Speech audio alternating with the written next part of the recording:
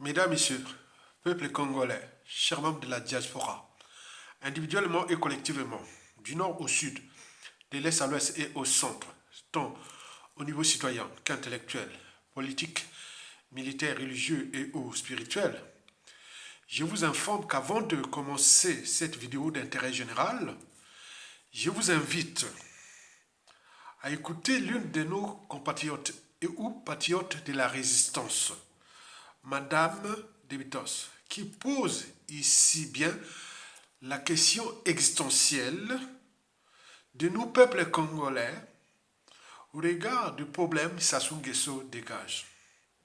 En effet, vous savez que l'enjeu de Sassou dégage n'est plus politique.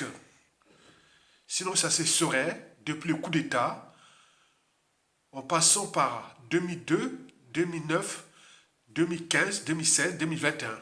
Sassou serait déjà parti. À travers les trois vertus du citoyen, la désobéissance, la résistance et la révolte. Coup d'État militaire, salutaire et ou révolte. Sinon, ça se saurait. Donc, il peut organiser ces élections à la queue et ils n'auront aucun effet sur l'enjeu de Sassou Dégage. Donc, il est là. Donc, 2026, là, il peut continuer parce que l'enjeu n'est plus là. L'enjeu n'est plus non plus social, puisque le but même de la condition humaine, sociale et existentielle au Congo est réduit au silence. Les Congolais sont désormais traités comme des sujets indigènes, esclaves et voire des bétails humains. En réalité, on devient comme des cafards, des rats et des cafards. Allez voir là-bas, quelle désolation. Les gens meurent comme des mouches de toutes catégories socio-professionnelles, du jamais vu. Même au temps de la colonisation, on avait certes des devoirs, on n'avait pas de droits, mais on commençait à apporter un peu de l'eau, un peu d'éducation, un peu propre. Mais là, on a tout réduit. Sassou est un contre-maître. Et donc, dès que vous avez ça dans la tête, que Sassou est un contre-maître, donc référez-vous à l'esclavage, à la colonisation. La France-Afrique est encore au stade de l'esclavage et de la colonisation. Sassou, c'est un contre-maître. La problématique de Denis Sassou Nguesso dégage devient existentielle. Ce n'est plus parler que politique, élection, oh, non. Ni à cause des conditions de vie où le pays est vendu, non. C'est existentiel. Et pour cause, au XVIIe siècle, avant la traite négrière, le commerce triangulaire, les naturalistes français, à l'époque on appelait ça des géologistes. Il n'y avait pas encore les neurosciences, la psychanalyse, l'ethnologie, etc. Tout reposait sur la géologie, Z, zoologie, comme des animaux. Et donc on avait demandé des naturalistes français, dont Cuvier, Buffon, etc. Vous voyez sur la tour Eiffel là, c'est écrit Buffon, Cuvier. C'est eux qui, du point de vue scientifique, validaient le code noir. Est-ce que l'Africain est humain? Est-ce qu'il a une âme, une conscience? Est-ce qu'il est conscient du mal qu'on leur fait, qu'on le fait aux autres? Et donc, ils étaient arrivés à la conclusion que l'Africain n'est pas humain. C'était certes raciste, mais pour eux, d'un point de vue scientifique, ils avaient peur que s'ils sont d'humains, si les Africains sont des humains, tôt ou tard, ça risque de se retourner. Mais comme ils ne sont pas des humains, comme les animaux, les bétails humains, donc on avait validé ce qu'on appelait le code noir. Et ce fut le début du commerce triangulaire et de la traite négrière. Avec tous ces contre-maîtres, comme les Sassou Nguesso aujourd'hui, ça n'a pas changé. Et les premiers Noirs ou Africains qui arrivèrent sur le compte américain, ce furent les Sénégalais. Qui partaient de l'île de Gorée, qui sont arrivés sur le côte américaine en 1610. Et donc, et la suite, on la connaît. Mais dans cette configuration-là, lorsque vous êtes en présence d'un contre-maître qui est comme les Sassou Nguesso, comment agir? Il faut se référer aux animaux. Quand tu tu réduis au silence l'autre, la part d'humanité, ils reviennent dans les sauvages. Comme le disait déjà Emmanuel Kant, réduire l'autre, la part d'humanité, dénaturer l'homme, etc. Et donc nous sommes dans cette configuration-là. Donc ils nous traitent comme des animaux. Et donc si dans cette configuration, si on ne prend pas conscience du danger, on va tout perdre. Parce qu'il s'agit là du code du noir qui est appliqué. D'où, pour nous, la solution, c'est le dégager par tous les moyens disponibles. Comme l'a fait contre nous en 1997, ou chercher des partenaires qui peuvent nous aider à les déboulonner. Puisque le pays est riche, etc. Comme l'a fait en 1997, il a pris le pays, il a donné ça à la France-Afrique, il marchait, il joue avec ça, il gère un butin de guerre. Donc nous récupérons notre pays par tous les moyens disponibles. Écoutez cette femme-là qui éveille les consciences des uns des autres.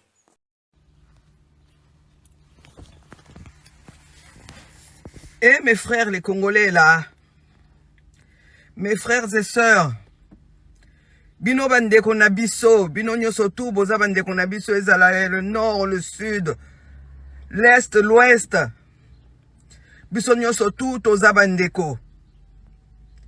Dites-moi, mais qui est plus congolais que l'autre au Congo là? Qui est plus congolais que l'autre? Est-ce que M. Sassou Nguesso est plus congolais que nous autres les Congolais?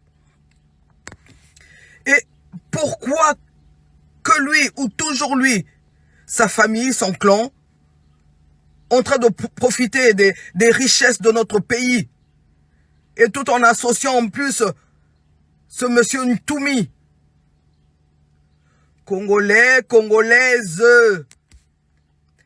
Non, non, non, non, non, non, non, ça va durer jusqu'à quand? Des conditions de vie difficiles, pénibles. Des conditions de vie qui sont difficiles, qui sont données aux Congolais. Et, à bras ouverts, vous les prenez et vous continuez à vivre dans cette misère. Congolais, Congolaises, debout pour dire stop cette fois-ci, non. Jusqu'à quand? Jusqu'à quand ça devrait durer? Non. Stop. Tolembi, Tolembi.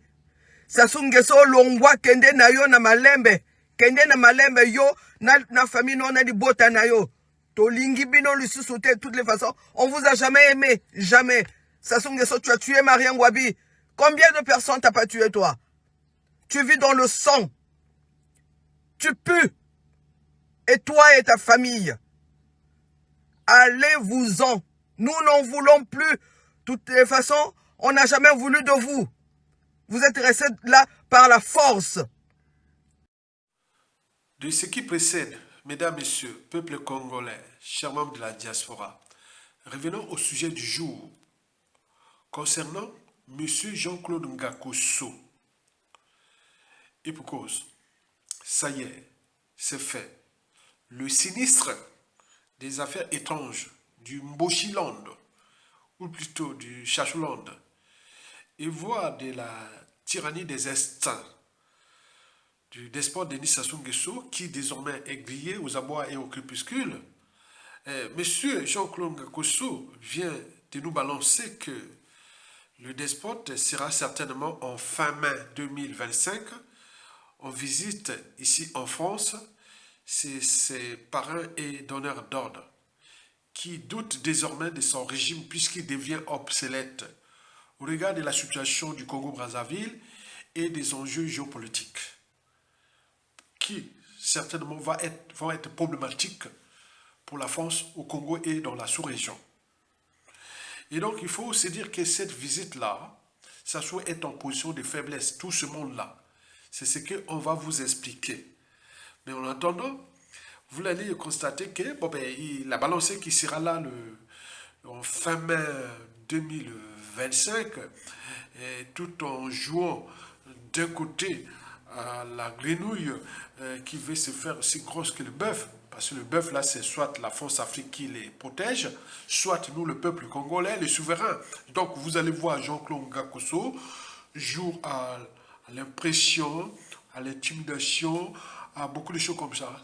Pour nous, c'est comme une grenouille qui veut se faire grosse que le bœuf, que la France-Afrique qui les protège, qui doute désormais du régime, parce que les pressions sont telles que sur la France-Afrique. Regardez tous les bouleversements majeurs qui vont se passer en Afrique et en Afrique centrale. Et nous, peuple congolais, qu'on a tout perdu, on n'a plus rien à perdre. On est bien d'accord? Et de l'autre côté, vous allez voir qui joue au cafouillage par rapport à la justice française qui a émis un mandat d'amener à la dernière dame, Antoinette Sassou Nguesso, qui a ses 92 ans à fuguer. Il est là-bas au pays, et donc il a des problèmes de cœur, puisqu'il avait fait des greffes voilà, donc il a des soucis, le pays est par terre, donc il faut qu'elle aille se soigner quelque part. Avant tout, elle s'est soignée ici en France, donc on ne l'a pas arrêtée comme ça. Ici, il y a des juristes, ils savent bien que Madame Sassou Nguesso n'était pas ici en France, ou ne vivait pas ici en France, n'était pas là dans les cadres officiels. Elle était à titre privé. Donc, par conséquent, la justice française pouvait... voilà. Donc, lui, il vient expliquer que bon, ben, il y a des traités, il y a des conventions, et pour la loi, quoi, que pour eux. Et donc, là, donc, il croit qu'il va être au-dessus de la justice française. Et donc, vous allez voir ces cafouillards qui veulent montrer que comme les gens là sont dans une autre époque, quoi. Il croit que les juges français s'est trompé et autres. Donc, certainement, il croit qu'il va mettre les pressions à Emmanuel Macron, au ministère autre. Ok, ici, on vient d'arrêter, on vient de juger un ancien président, donc ça n'a rien à voir. Donc, il veut jouer au cafouillage, à l'intimidation, au chantage envers ses maîtres. Mais or, ces maîtres ont des soucis aussi avec la justice française parce que l'État français est indépendant de la justice, des politiciens.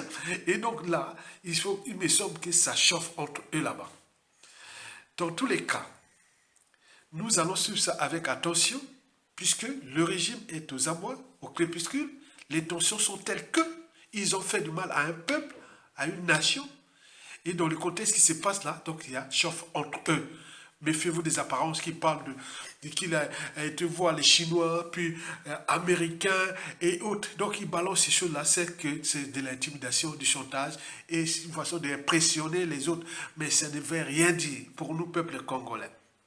Écoutez d'abord ces propos, et après, bon, ben, j'y reviendrai pour plus d'éclairage citoyenne, intellectuelle, politique et existentielle au regard de la situation du pays qui ne cesse de se dégrader, puisque avant l'arrivée de Sassou Nguesso au pouvoir, nous étions un pays en voie de développement.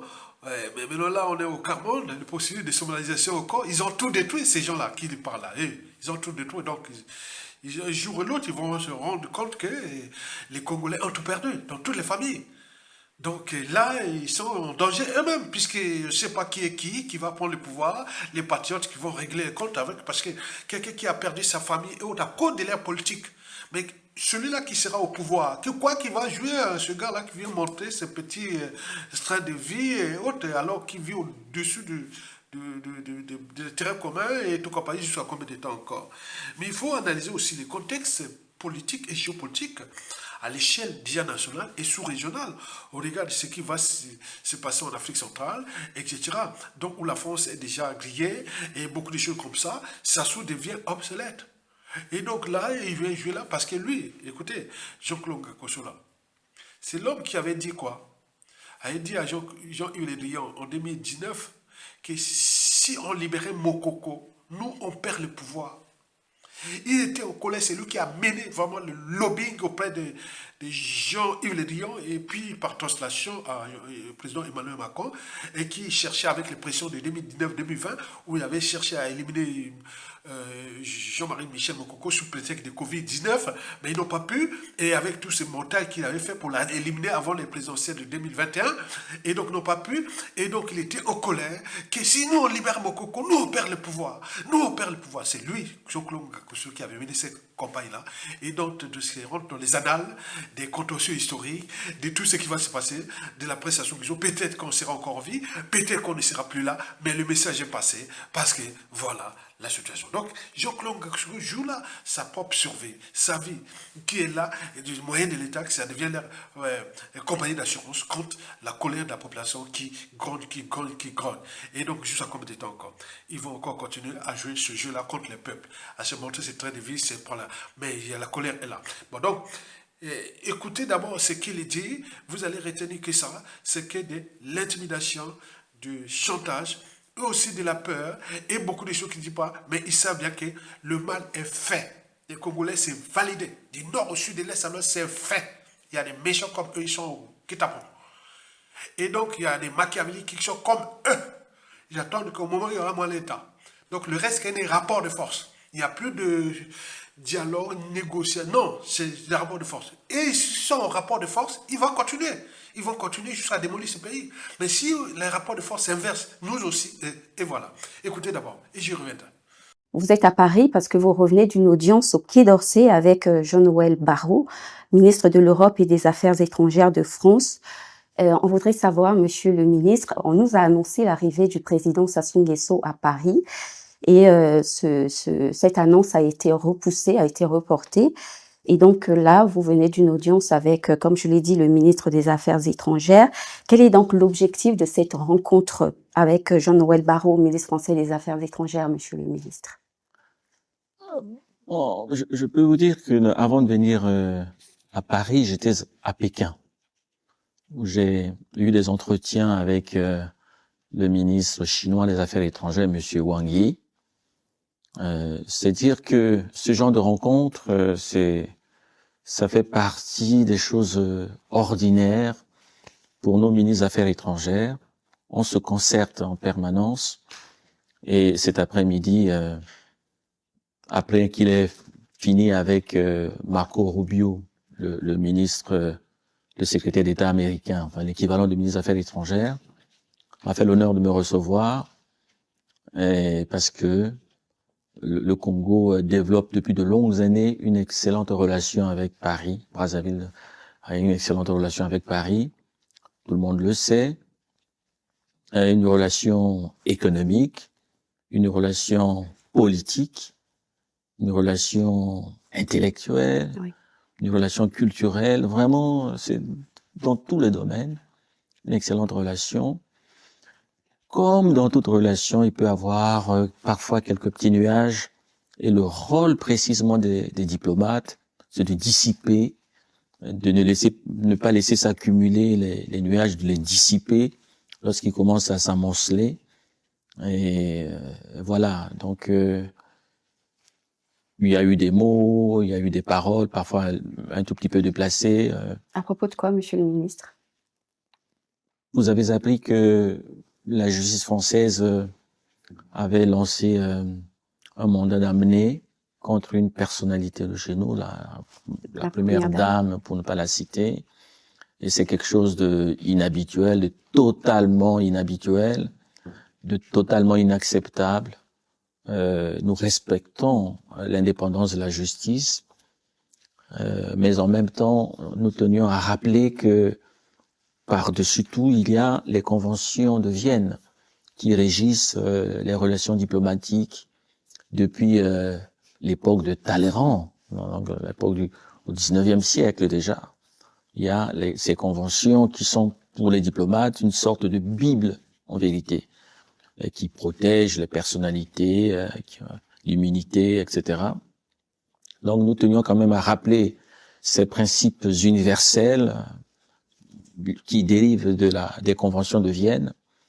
Et le sentiment que j'ai eu au cours de cet entretien, c'est que le ministre français des Affaires étrangères a les mêmes vues que nous, partage les mêmes vues que nous. C'est-à-dire? Il est attaché lui aussi aux conventions de Vienne qui régissent les relations diplomatiques et consulaires entre les États. Donc, de ce point de vue, l'entretien s'est bien déroulé. Tout était, nous étions sur le même diapason. Sur le même diapason, est-ce qu'on pourrait dire que ce serait à cause de cela que la rencontre avec le président français a été reportée? Non. La rencontre avait été repoussée, puisqu'elle va se tenir à la fin du mois de mai, pour des raisons de calendrier, Oui. véritablement pour des raisons de calendrier. Vous savez, on a beau être homme public, homme d'État, on est souvent rattrapé par des problèmes parfois d'ordre privé. Voilà, donc ça a été le cas.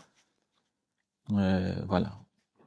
Et donc, si je comprends bien, vous êtes ici aussi pour préparer l'arrivée du président Denis Sassou Exactement. Nguesso. Le président Sassou effectuera une visite officielle ici en France, vraisemblablement à la fin du mois de mai. Vraisemblablement à la fin du mois de mai. D'accord. Ouais. Parce qu'il y a toujours ce problème des calendriers, des agendas des chefs d'État qui sont très compliqués, parce que... Mesdames, Messieurs, peuple congolais, chers membres de la diaspora, de ce qui précède, voici pour vous, dignes filles et fils du pays, c'est-à-dire celles et ceux qui ont toujours osé dire non à la honte, à l'indignité et au déshonneur. Et pour cause. Le saviez-vous que depuis 1977 jusqu'à nos jours, Sassou, on a déclassé plein de nos cadres dans ce pays, forcés à l'exil ou emprisonnés et voire assassinés, et surtout les assassinats. Lorsqu'il assassinait ou continue à assassiner ses opposants, dissidents, serviteurs et ou témoins gênants de ces crimes multiformes et multidimensionnels, en contrepartie, il est donné des privilèges, des passe-droits, des trains de vie et retraites dorées, etc. Il y en a plein dans ce pays. Depuis l'assassinat du commandant président Martin Gwabi, on a des cas d'école, de familles et ou des personnalités de ce pays qui avaient vendu leur âme. Vous savez que dans la vie, lorsque vous avez tout gagné ou perdu, il faut toujours avoir à l'esprit comment défendre sa dignité. Mais ces familles-là, mais je vous dis sincèrement, on l'a vu, ton papa vient d'être assassiné par Sassou Nguesso, tu deviens ministre à vie de Sassou. Député à vie, sénateur à vie. Certains sont en Occident, européens ou nord-américains. Ils sont là tous les mois. L'argent vient du Congo tranquillement passé. C'est la contrepartie des crimes de Sassou qui fait là. Bon. Quand on a des individus là dans ce pays, on a des soucis. Mais quelle est la contrepartie de ces gens-là que Sassou a désactivé leur liberté et dignité? Ces familles-là sont nombreuses. Et constituent d'ailleurs l'un des piliers du renseignement, des points de soutien du régime. Faites vous-même la lecture des régimes politiques ailleurs dans le monde, en Occident et ou en Europe ou en Asie ou au monde arabe. On ne peut pas accepter que le bourreau... respecter le bourreau, attends, c'est pas possible. Le bourreau qui a tué ton papa, qui a commandité, tu deviens, voilà, tranquille, papa, c'est arrangement, bon. Ça devient presque un business, un marché. Et donc, dans cette configuration, lorsqu'on se retrouve devant les Congolais, parfois, il faut faire attention.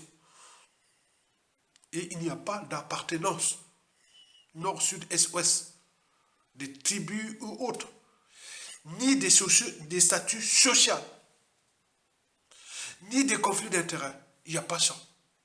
Il y a des gens ici, parfois quand je les vois à Mawa, ils sont là, hein, majoritairement en France. C'est pourquoi ils se taisent. Ils sont là, ils viennent là comme des tortues. Quand le pays voit que ça soit en difficulté, peut-être qu'il va partir. Maintenant, ils sortent comme ça pour se dire, ah oui, il a tué mon papa, il avait fait ceci, il repart. Quand ils voient que ça, c'est pas encore, ils repartent encore. Vous avez ces gens-là. Donc le Code noir a certainement joué un rôle clé pendant l'esclavage, la colonisation, à cause de ce genre de comportement. On vient de tuer ton papa, ta maman, tes soeurs et tout compagnie, directement, puisque ce sont des crimes d'assassinat, mais indirectement parce que les conditions de vie sont indignes. Et donc, vous allez accepter ça. Il y en a plein, ici en France. Donc, en Europe, je veux dire en Occident, mais lorsque vous contestez Sassou Nguesso, surtout sous son propre terrain en France, il faut faire attention. Ce ne sont pas seulement que les résistants, non, mais c'est compliqué. Et donc là, il faut faire attention. Donc, il faut une hygiène de lutte, une hygiène de vie, parce qu'on ne sait pas qui est qui. C'est la première fois au monde. Je l'ai cherché partout. Allez voir en Asie, en Europe, un dictateur qui tue l'un des membres de sa famille ou des membres de sa famille. En contrepartie, on vient voir ces gens-là sans justice et on dit, prends l'argent. Tu prends l'argent. Chaque mois, il a 2 000, 3 000 dollars par mois qui rentrent dans les comptes pour compenser ça. Donc, ce qui fait que le produit intérieur brut congolais, la dette, qu'elle soit odieuse ou n'importe quoi, c'est pour nous Congolais. Et les liquidités, c'est pour les régimes, les valets locaux étrangers, etc. Ces gens-là, ils reçoivent les liquidités, c'est pour eux. Et donc, ce système-là fait partie des stratégies déjà de contrôle de l'État, mais de conservation du pouvoir. Par conséquent, quand vous êtes Congolais du nord au sud, de l'est à l'ouest, il faut savoir les vrais. Mais certes, les vrais, depuis la nuit des temps, ils ont été tous éliminés. Puisqu'ils gèrent les Congolais comme du bétail humain. Et donc, qui en fonction de l'agenda, des toutous. Donc, il faut faire attention. C'est élever des consciences du nord au sud, de l'est à l'ouest. Dès que vous êtes visible, il faut faire attention. Qu'il soit du nord, du sud, de l'est à l'ouest, de ta famille et autres. Parce que c'est l'homme que combien ça coûte. Il a les sons du détail pour gérer les Congolais comme ces sujets indigènes et esclaves et lui joue au contre-maître. Et donc la suite, on la connaît. Les dégâts sont là. Hein. Et donc le Congo, du point de vue psychanalytique, psychologique, mental et autres, on s'est dit quoi? C'est quoi ce peuple-là? Ben oui, les conséquences d'une dictature antisociale et criminelle.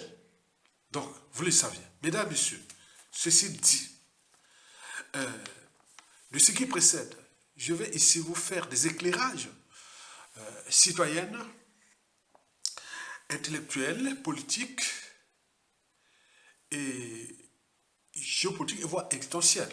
Je vous l'ai dit que le combat contre Sassou Nguesso n'est plus politique. Si on faisait affaire d'aller faire les élections avec Sassou, tant pis, il n'y a pas de problème. Il a organisé, structuré son système.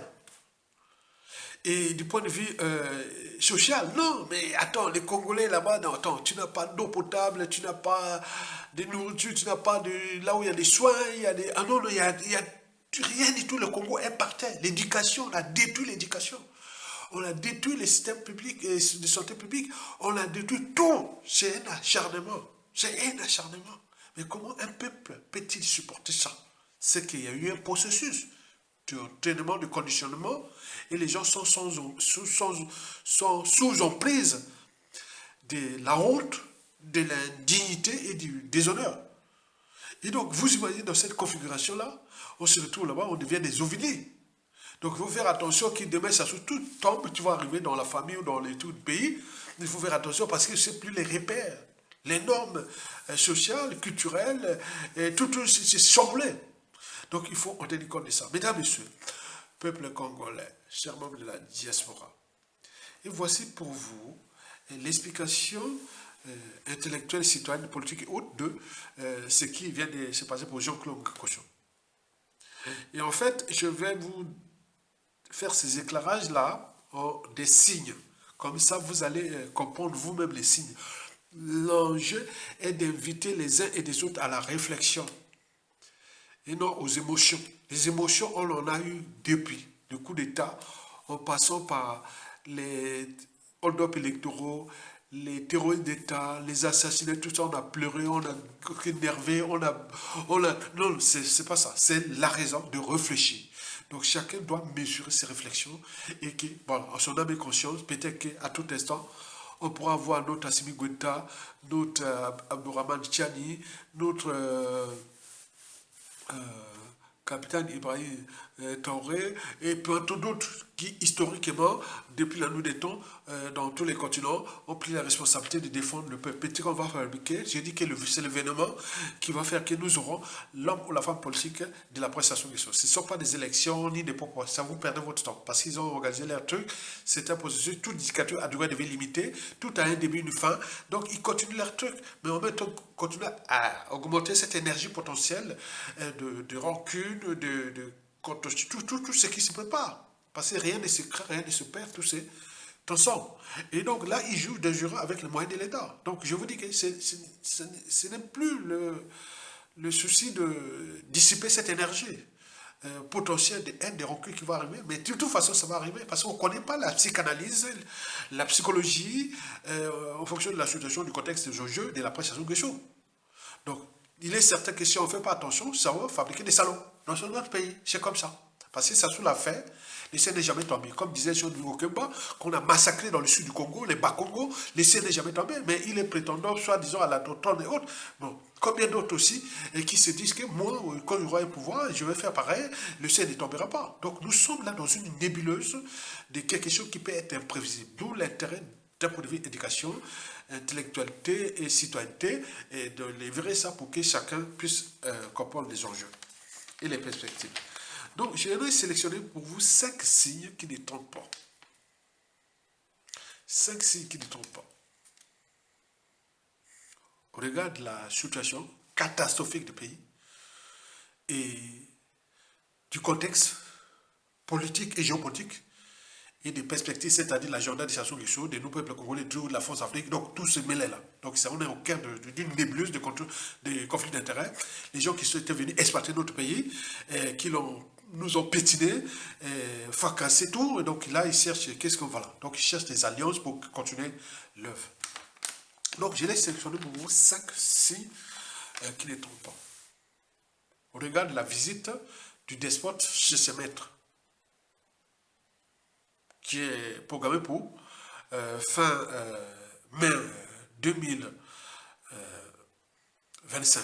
Vous savez que historiquement, parfois on croit que tout est là, bon, d'ici mai 2025 ou fin mai 2025, vous entendez que Sassou est déposé et où Sassou n'est plus là au pouvoir. Et où, donc tout est possible. Donc il ne faut pas, voilà, ça c'est les agendas, mais on ne sait pas, l'homme propose, Dieu dispose. Et donc on ne sait pas. Donc, mais on a dit à cet agenda-là, ils ont les calendriers pour pétiner notre pays, nos peuples congolais, et donc ils continuent leur jeu. Donc il n'y aura pas ces rapports de force. Et donc, notez bien ce qui suit. Le premier signe qui ne tombe pas sur 5, c'est le rendez-vous des gens. Vous avez ces rendez-vous-là. On l'a annoncé déjà fin février 2025, puis fin mars 2025, après là, fin avril, et maintenant là, on vient de nous annoncer que cette fois-ci, c'est fin mai 2025. Vous savez que quand c'est flou, il y a un loup. Donc il y a des embrouilles entre le despote Denis Sassou Nguesso et ses maîtres. Parce que je ne vois pas comment Sassou pourrait-il refuser de faire sa vadrouille en France. Non, c'est chez lui. C'est sur son propre terrain. C'est la France, à travers son cheval de la France-Afrique, la nébuleuse France-Afrique, des multinationales totales et des intérêts privés et les réseaux francs-maçonniques qui avaient placé Sassou Nguesso là. Mais comment pourrait-il refuser de venir maintenant chez lui, c'est ses maîtres et tout compagnie? Donc c'est le paradoxe. Donc il y avait là des cafouillages. Les cafouillages, et pourquoi? Et donc nous avons essayé ça parce qu'il y a eu beaucoup des spéculations. Que c'était à cause de faire du juge, que la famille il était malade, et il a sacrifié un membre de sa famille pour retarder ça. Le petit là a été sacrifié pour jouer ce jeu-là que je ne viens pas là-bas. Ils ont des termes là qu'on appelle quoi. Ils ont des marges de manœuvre comme ça, des choses comme ça, qu'il ne veut pas faire là, il va éliminer tel, il va faire ceci pour créer les événements. Donc c'est ça, c'est ça. Donc il y avait, Sassou était paniqué. Pourquoi paniqué? Parce qu'il y avait l'histoire de la justice française, dont il avait écrit une lettre de menace à un juge. Je n'étais même pas au courant en novembre 2024, j'étais même pas au courant de cette lettre-là, et je ne l'ai pas appliquée dernièrement. Et donc il était là-bas pour... il avait peur de cette lettre-là qu'il a écrite. Il a écrite. Voilà. Donc, là, il vient maintenant. Est-ce que c'est une convocation? Est-ce que... Point. Donc, c'est entre eux, il faut suivre ça. C'est pas normal, ça. Donc, il vient pas là, c'est pas parce que maintenant son agenda est... Non, c'est pas ça. Donc, il faut suivre ça très, très bien jusqu'à ce qu'ils viennent ici. On va voir la suite. Le deuxième signe qui ne tombe pas sur 5, c'est surtout ce qu'il a voulu jouer comme jeu avec,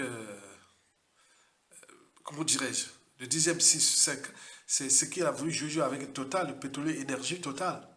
Vous voyez comme ils ont dit là que bon, Total va investir tant de milliards de francs CFA, etc. Attends, celui qui nous a porté que la mort. Il exploite notre pays depuis que Sassou Nguesso est là. 90% du pétrole du Congo est volé par Total.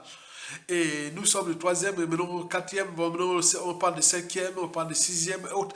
Tout le pétrole congolais qui était le deuxième ou troisième ou quatrième pays du pétrole du continent depuis les années 60.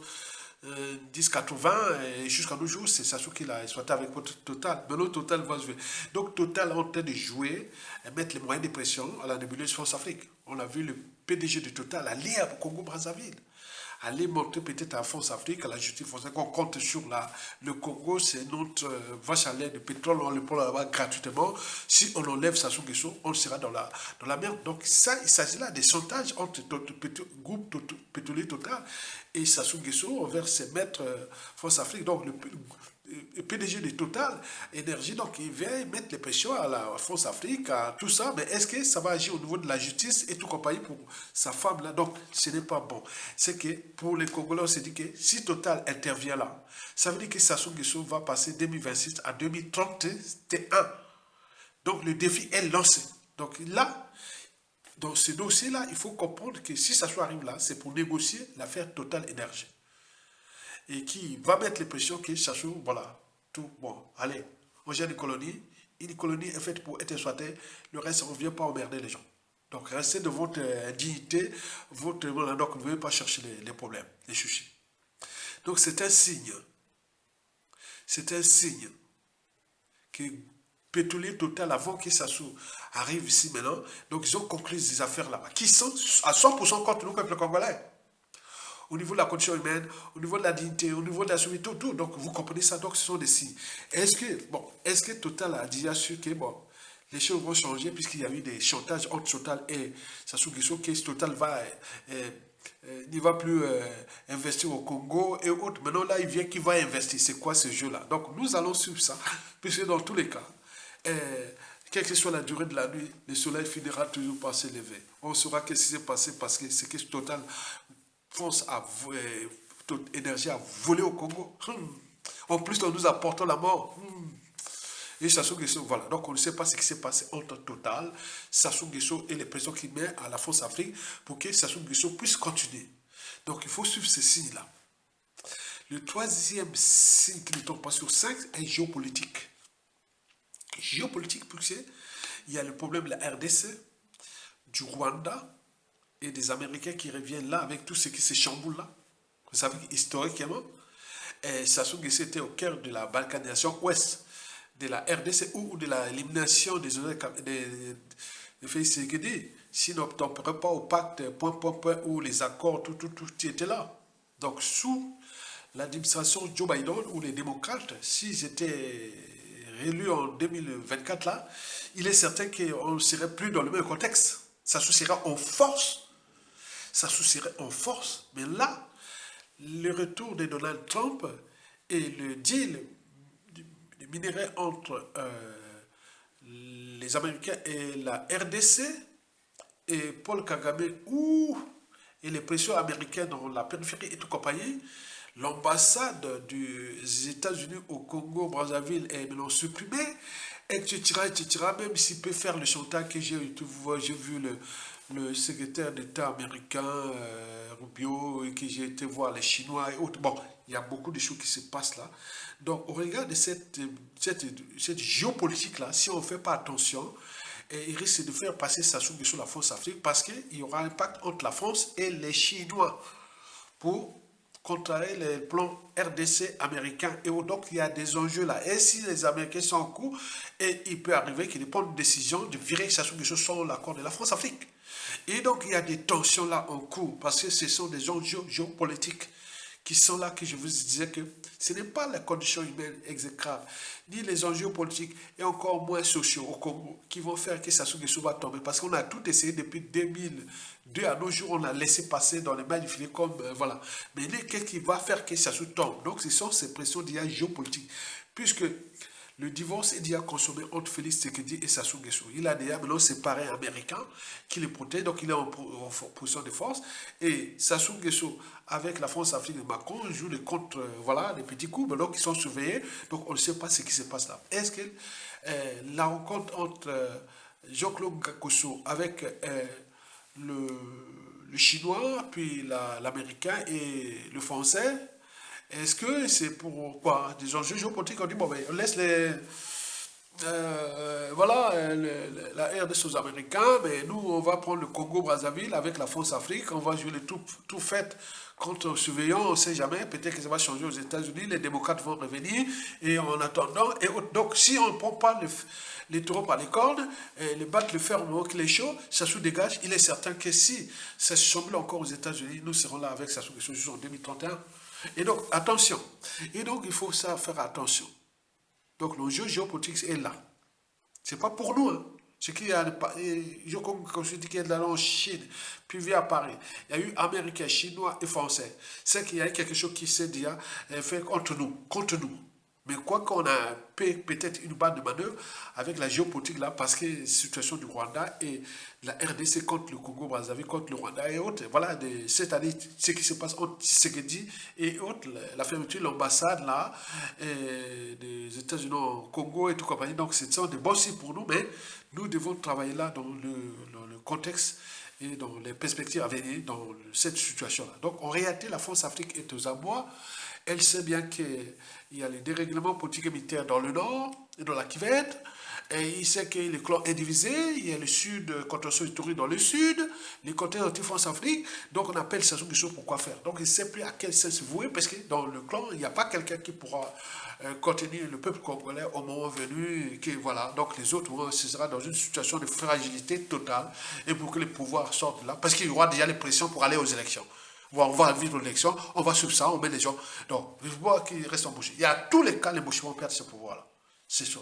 Mais ceux qui vont prendre le pouvoir, c'est ça, les victimes, 97% des victimes congolais de ce régime et de la France-Afrique. Donc, on est dans une situation problématique. C'est pour cela qu'entre là-bas, ils ont dû. Ça sont les signes.